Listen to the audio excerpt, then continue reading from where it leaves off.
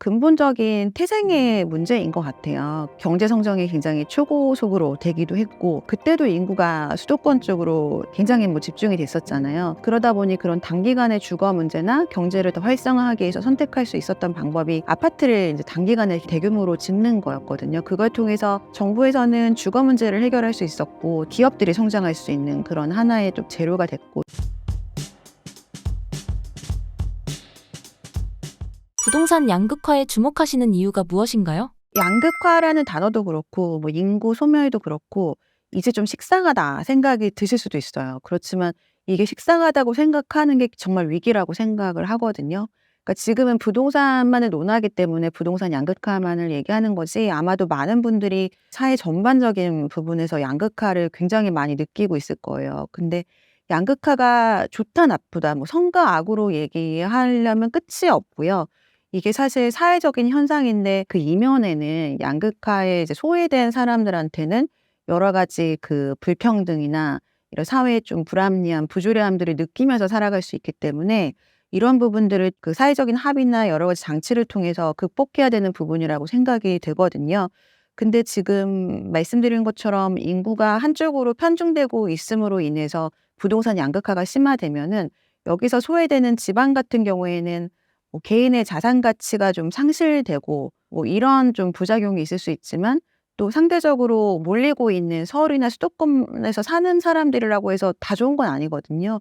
이게 일부 자산가분들은 이걸로 인해서 굉장히 좀 더 행복을 느낄 수도 있긴 하지만, 대부분의 분들은 이제 주거비에 대한 부담, 그리고 너무나 복잡한 이 사회 안에서 살아갈 때 소외감이나 고립감 같은 것들을 느낄 수 있고, 또 기후가 굉장히 질이 나빠지는 거나 교통체증이나 다양한 문제점이 있을 수 있기 때문에, 이 양극화를 조금 해소할 수 있는 정책적인 그런 방향성을 다시 한번 정부에서는 제시할 필요가 있다라고 생각합니다. 부동산 양극화의 근본적인 원인은 무엇인가요?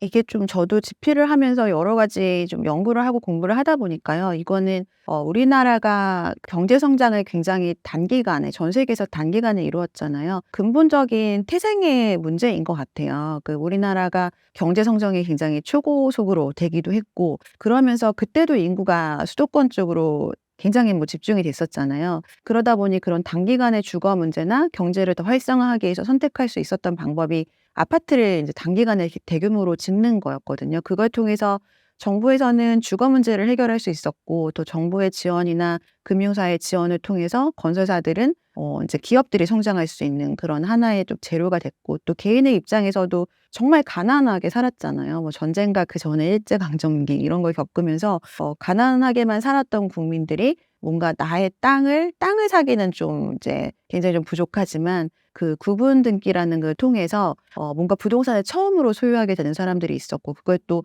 금융권에서 저리로 대출을 이제 대량으로 해 주다 보니까 소액으로 샀었을 때 자본에 대한 이득이 생기는 것들도 경험을 하게 되니까, 그야말로 국가와 기업과 개인의 모든 윈윈 전략이 됐던 게 이제 아파트라고 할 수 있거든요. 근데 그게 우리나라의 경제를 단기간에 성장시키고 다 같이 또 집단 문화를 형성하면서 굉장히 으쌰으쌰 잘 살게 된 하나의 그 걸음이 됐던 건 사실이지만, 그로 인한 이제 폐해 같은 것들이 이제서야 좀 나타나고 있는 것 같아요. 그러니까 우리나라가 이 과거에도 그랬지만, 이렇게 성벽을 세우면서 살다 보면은 그 안에서 전염병도 많이 생기고, 복잡하게 살면서 그 좁은 곳에 인구가 많이 집중하다 보면 거기서 나오는 사회적인 문제들이 또 있을 수 있고, 그걸로 오는 그 집단 이기주의 같은 것들도 생길 수 있고, 또 아파트를 건설하면서 건설사나 이제 건축을 하시는 분들이 큰 고민 없이 계속해서 일자리가 창출이 되다 보니까, 건축 문화에 있어서도 그 우리나라가 굉장히 좀 선진국이 됐는데, 다른 선진국에 비해서는 그렇게 많이 발달하진 못한 것 같아요. 서울만 하더라도 대표할 만한 서울의 건축물이 뭐가 있냐라고 좀 질문을 해보면 근대 건축물이 오히려 생각나지, 현대 건축물은 몇 가지 꼽지를 못하거든요. 그래서 그런 여러 가지 좀 문제점이 발생을 이제 했다라고 좀 보여지고요. 그런 이제 아파트 위주의 문화들을 그럼 지금이라도 좀 변화시키면서, 인구가 줄어들고 있으니까 더 이상은 아파트보다는 인제 다른 주거 형태가 필요할 수 있거든요. 그래서 그렇게 할 수 있냐를 또 생각해 봤을 때 그게 또 딱 쉽지는 않은 부분이라, 지금까지 굉장히 좀 잘 살게 만든 하나의 인제 그런 부분이 됐지만, 이제 또 이거를 더 잘 살게 좀 더 행복하게 살게 하기 위한 그런 정책적인 거나 개인과 기업들의 노력이 필요한 시점이라고 생각합니다. 인구 이동이 서울 부동산에 미치는 영향은 무엇인가요? 우리나라 출산율에 대해서는 많이 데이터가 나왔기 때문에 다들 알고 계실 거예요. 2023년 기준으로 0.73 정도인데 이거는 이제 100명이 한 세대를 지나면 70명이 되는 게 아니라 혼자 애를 낳을 수 없으니까 200명이 한 세대를 지나면 70명이 되는 거거든요. 그래서 굉장히 좀 빠른 인구 감소가 일어나고 있는 건데 지금 전 정권에서의 그 목표 출산율이 1위였거든요. 그러면은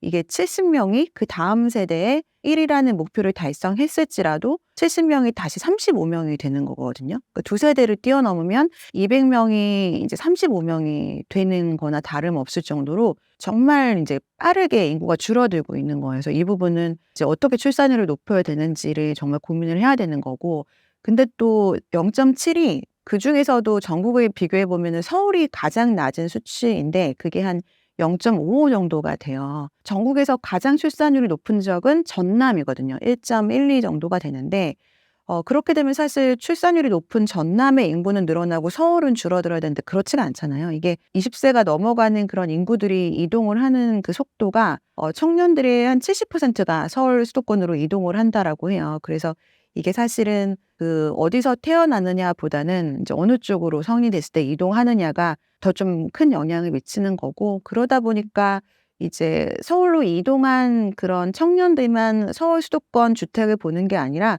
최근에는 이제 지방에 어느 정도 좀 자산이 있으신 분들은 자식들이 대부분 서울에 가 있거나 뭐 해외에 가 있거나 그렇게 하시니까 나는 아니더라도 내 자녀가 이제 서울 갔는데 내 자녀를 위한 주택 마련은 뭐 하나 해야 되지 않냐 이렇게 말씀을 하세요. 그러니까 인구 이동 속도도 빠른데 인구가 다 이동하지도 않았는데 지방에 살면서 그 자산에 대한 그러니까 자본만 서울로 이동을 하는 뭐 그런 속도도 더 빨라지고 있는 거라서 뭐 인구 감소뿐만 아니라 인구 이동은 거주와 상관없이 그냥 돈만 서울로 미리 보내는 이런 현상들까지도 가속화시키고 있다라고 좀 볼 수 있을 것 같습니다. 지방 부동산의 미래는 어떻게 보시나요? 지방에서는 뭐 지금 상대적으로 공급이 과잉된 지역들은 이미 뭐 준공이 다 된 새 집인데도 팔리지가 않는 경우들이 굉장히 지금 누적이 되고 있는 상황이고, 그렇게 되면 당연히 오래된 주택은 더 거래가 안 되겠죠. 근데 어떻게 거래를 해보려고 하시는 분들은 뭐 아시겠지만 공감을 하시겠지만 내가 그냥 팔려고 하는 게 아니라 꼭 필요해서 팔려고 할 때 안 팔리는 거는 굉장히 고통스럽거든요. 그리고 우리나라가 대부분 이제 내 집 마련의 꿈을 다들 갖고 살고 있기 때문에 대부분의 그 집을 소유하고 계신 분들은 자산의 뭐 70% 이상은 다 그 내가 살고 있는 집 한 채인 건데, 이게 거래가 안 된다는 거는 내가 그동안 피땀 흘려 마련한 내 집 한 채가 현금화될 수 없는 거거든요. 그러니까 그야말로 그냥 깔고 이제 살고 있는 거지, 그게 필요할 때 현금으로 바꿔서 뭐 다운사이징해서 노후를 준비할 수도 있는 거고, 이걸 팔아서 뭐 결혼을 시킬 수도 있는 거고, 정말 이 대부분의 자산을 차지하는 부동산을 현금화시켜서 계획을 세우는 분들도 계실 텐데 그게 이제 안 팔린다고 생각하면은 굉장히 좀 힘든 상황이 될 수 있잖아요. 그래서 사실 뭐 서울 부동산 올라가는 거를 신경 쓰기보다는 그렇게 너무나 자산 가치가 빠르게 떨어져 가고 있는 지방 주택들이 이제 자산 가치를 다시 복구시킬 수 있는 그런 쪽으로 좀 고민을 해야 되는 것 같습니다. 정책적으로 뭔가를 해주지 않으면 이런 지역 양극화를 개인이 극복하기 너무나 힘들거든요. 개인이나 기업이 극복할 수는 없는 것 같아요. 정부에서 뭔가 이제 지방을 활성화시키는 것들을 해줘야 되기 때문에 내가 좀 자산이 부족하고 시드머니가 부족해서 지방을 보시는 분들이라고 한다면 굳이 내가 거주할 것도 아닌데 지방을 이제 투자 목적으로 서울을 살 수 없으니까 그냥 미리 사두겠다 하시는 것들은 조금 지양을 하셔야 될 것 같아요, 현재로서는. 그래서 그런 분들은 이제 좀 기다리시거나 뭐 하시는 게 좀 필요하고요. 내 집 마련을 이제 목적으로 해서 지방에 거주하시면서 지금 기회로 좀 주택을 사시려고 하시는 분들은 저는 이제는 그래도 거주 목적이면 매입할 타이밍으로 나쁘지 않다라고 보여지거든요. 그 근거로서 울산광역시를 좀 보시면 올해 지금 이제 5월이 다 되고 있는데 4개월 동안 전국에서 이제 상승한 지역이 서울밖에 없어요. 근데 서울 외에는 이제 울산이 유일하거든요. 근데 그렇다고 울산에 무슨 호재가 있냐? 그렇지 않잖아요. 오히려 울산도 인구 감소가 빠른 지역 중에 하나인데 올라간 이유는 좀 굉장히 좀 우프게도 울산의 공급이 신규 공급이 그동안 굉장히 적었고 많이 떨어졌거든요. 그래서 많이 전국 대부분 광역시가 많이 떨어졌지만 공급이 많이 된 지역들은 장기 침체를 겪고 있는데 그렇지 않고 신규 공급이 좀 덜했던 지역들은 이제 떨어질 때까지 좀 떨어지다 보니까 이제 실거주하시는 분들이 매입하면서 올라가기 시작하거든요. 그래서 지방에서 거주 목적으로 매입을 하시려는 분들은 어느 지역이든 이제 먼저 올라가는 이제 아파트들은 대부분 서울과 마찬가지로 그 동네에서 그래도 이름만 대면 알 만한 그런 대장 아파트 그리고 또 신축 위주로 먼저 올라가기 때문에 지금 좀 많이 떨어졌다 생각하는 그런 아파트들 중에서 많은 수요자들이 그래도 그 지역에서 관심 가질 만한 그런 지역들 위주로 매입을 하기에는 괜찮은 타이밍이 오지 않았나 생각합니다. 부동산 양극화의 해결 방법은 무엇이라고 보시나요? 개인이나 기업이 할 수 없다라고 말씀드렸었는데 정책에서 할 수 있는 거는 이제 단기적인 정책, 장기적인 정책 두 가지가 다 필요하다라고 생각해요. 근데 지금의 이제 문제점은 어느 정부에서도 장기적인 정책을 그렇게 좀 많이 내놓지 않다 보니까 이번에 어느 정당이 정권을 잡더라도 좀 장기적인 그런 그 큰 그림을 그려줬으면 좋겠다라는 바람이 있고요. 단기적으로는 일단 지방에 특히 중고급 미분양까지도 늘어나고 있는 지역들 우선으로 좀 파격적인 세제 지원책이 필요하다라고 봅니다. 지금은 지방 부동산도 3억 원이 안 되는 이제 그런 주택을 매입할 때만 세제적인 감면 혜택이 있거든요. 그게 투기 수요를 차단하고 좀 실거주 목적으로만 지원을 해주겠다라는 취지가 강하긴 한데 지금은 사실 지방은 이제 실거주든 투기든 이제 상관없이 수요가 굉장히 필요한 상황이거든요. 그래서 과거에도 지방에 이런 미분양 주택들이 늘어났을 때 했던 그런 정책 중에 하나인데 지방의 주택들이 취득할 때는 취득세를 좀 면제를 해주고 양도를 할 때도 뭐 5년 안에서 양도를 할 때는 양도소득세를 아예 이제 면제해주는 방식의 파격적인 지원책이 있었어요. 그래서 그런 세제적인 지원을 지방에 한해서는 검토해볼 필요가 있다라고 생각이 되고요. 또 하나는 지금 이제 임대사업자 관련한 혜택들이 굉장히 많이 좀 줄어들었거든요. 근데 최근에 이제 그런 상담들을 몇 번 한 적이 있어요. 부산이나 대구처럼 규모가 좀 있는 광역시 같은 경우에는 최근에 미분양이 너무 심각하니까 개인이 전문적으로 임대사업을 하는 사업자분들이 그냥 아파트 한 동 전체를 매입을 하는 경우들이 있거든요.